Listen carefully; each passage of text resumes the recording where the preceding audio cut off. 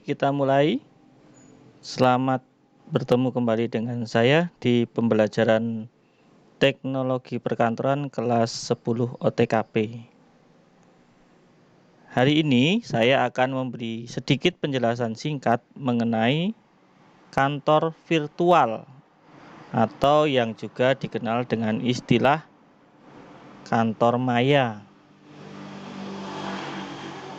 Dalam bahasa asing, istilahnya disebut virtual office. Ya, kita langsung saja ya. Apa itu kantor virtual atau yang juga dikenal dengan istilah kantor maya? Kantor virtual atau virtual office adalah sebuah ruang kerja yang berlokasi di dunia internet, di mana seorang individu dapat menyelesaikan tugas-tugas yang diperlukan untuk melaksanakan bisnis profesional atau pribadi tanpa memiliki fisik lokasi usaha.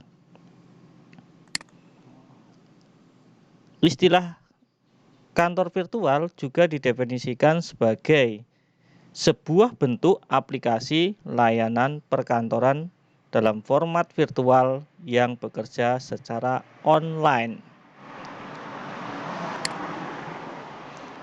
Kantor virtual itu sendiri merupakan implementasi dari upaya otomatisasi perkantoran atau office automation yang bertujuan untuk membuat karyawan meningkatkan produktivitas kerja mereka. Bagaimana cara menerapkan kantor virtual? Nah, ada beberapa strategi untuk dapat menerapkan kantor virtual atau kantor maya ini. Di antaranya, 1. Menyediakan sumber daya komputer. Tidak hanya komputer ya, sekarang bisa juga menggunakan handphone. 2. Menyediakan sarana akses ke sumber daya informasi. 3. Menyediakan perlengkapan non-komputer. 4. Menyiapkan sarana telepon yang dapat dialihkan. 5. Menyediakan kelengkapan untuk panggilan konferensi atau meeting. 6. Membuat jadwal pertemuan reguler. Dan ketujuh, melaksanakan urutan-urutan pekerjaan secara teratur. Lalu, apa manfaat kantor virtual? Manfaat kantor virtual diantaranya adalah lebih fleksibel. Nah, maksudnya apa? Maksud dari lebih fleksibel di sini adalah bahwa dengan bekerja secara online, kita akan lebih fleksibel dalam menentukan waktu kerja. Mau siang, mau malam, mau di tempat umum atau di rumah, itu bisa kita tentukan sendiri. Yang kedua, hemat biaya. Hemat biaya di sini maksudnya adalah cukup dengan seperangkat komputer dan sebuah koneksi internet, maka kantor virtual sudah bisa kita miliki. Yang ketiga, banyak pilihan kerja. Jadi di dunia maya merupakan tempat di mana kita bisa menemukan banyak sekali pekerjaan. Sekarang yang lagi booming misalnya YouTubers. Dengan menjadi seorang YouTubers, orang bisa menghasilkan uang dengan membuat konten-konten yang banyak diminati oleh penikmat tayangan atau tontonan dari YouTube itu misalnya. Contoh lain adalah layanan ojek online dan masih banyak contoh-contoh lainnya. Yang keempat, penghasilan tidak terbatas. Maksudnya adalah bahwa dengan bekerja secara online di kantor virtual ini dan dengan keseriusan menekuninya, maka penghasilan yang diperoleh itu bisa tidak terbatas, bahkan melebihi orang yang bekerja di kantor-kantor yang pada umumnya. Dan yang kelima, banyak mempunyai waktu luang dengan keluarga.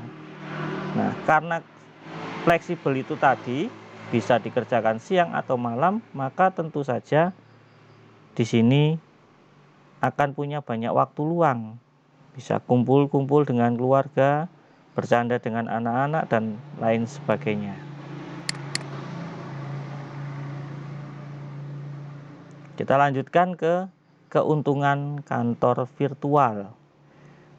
Nah, kenapa sekarang banyak dilirik atau banyak diminati untuk menciptakan kantor virtual? Pasti ada sisi positifnya, ada keuntungannya.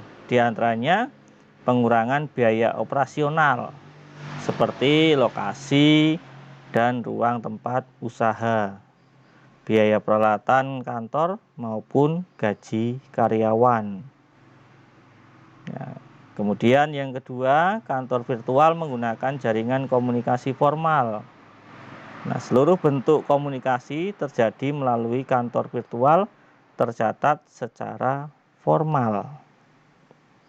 Yang ketiga, rapat atau pertemuan dapat dilakukan melalui konferensi, telekonferensi, dan video, dan dokumen dapat ditransmisikan secara elektronik.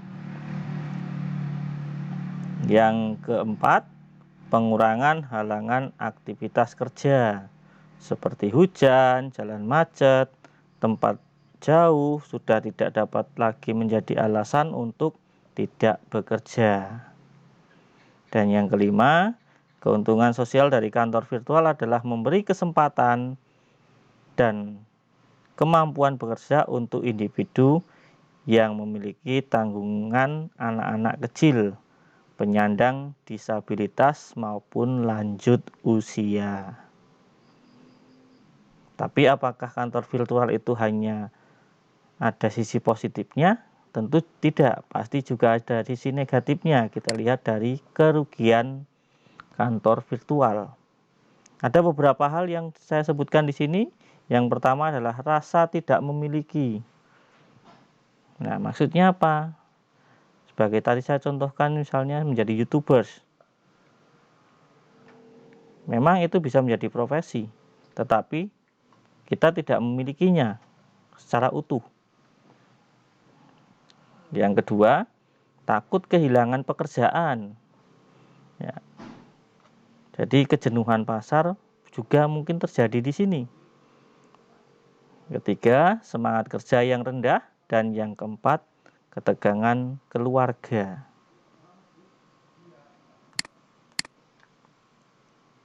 Lalu, strategi kantor virtual yang disarankan itu yang bagaimana?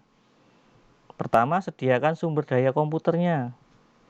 Sediakan akses ke sumber daya informasi. Sediakan perlengkapan non-komputer, gunakan konferensi telepon. Ini tadi sudah saya bahas sebenarnya sebelumnya. Ini hanya sekedar untuk mengingatkan Anda semua. Nah, apa saja layanan komunikasi kantor virtual? Di antaranya ada resepsionis jarak jauh, asisten virtual, layanan jawab atau call center, kotak suara, dan gedung kantor virtual. Di sini sudah ada penjelasannya, silahkan dibaca sendiri atau Anda lihat kembali catatan yang sudah saya kirimkan. Di situ sudah jelas diulas. Berikutnya, layanan ruang kantor virtual. Kalau tadi layanan komunikasi kantor virtual, sekarang layanan ruang kantor virtual. Di antaranya ada alamat profesional, ada alamat surat, ada resepsionis, ada business meeting space, ada kelengkapan yang disediakan misalnya internet broadband, fax, fotokopi, printer, fitur telepon tingkat lanjut, conference call, video conference, lobby, ruang tunggu, dan dapur. Serta yang berikutnya adalah live resepsionis virtual. Nah, itu beberapa hal yang bisa saya sampaikan dalam pembahasan kantor virtual. Untuk lebih detailnya, baca kembali materi yang sudah saya bagikan. Dan sebagai tindak lanjut dari pembelajaran kita hari ini, dalam pembahasan kantor virtual, silahkan dikerjakan tugasnya. Nah, tugasnya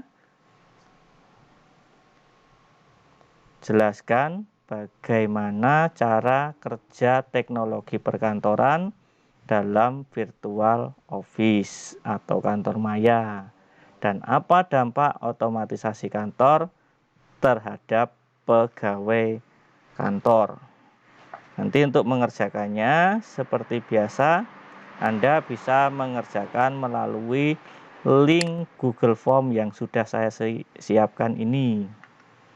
Jadi nanti tinggal ketikkan linknya di web browser Anda atau dari tautan yang saya kirimkan di grup WA.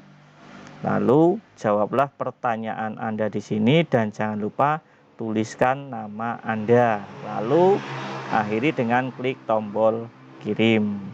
Sekian pembelajaran kita hari ini, mudah-mudahan bermanfaat dan tetaplah terus untuk semangat belajar di tengah masa pandemi Covid yang belum berakhir ini.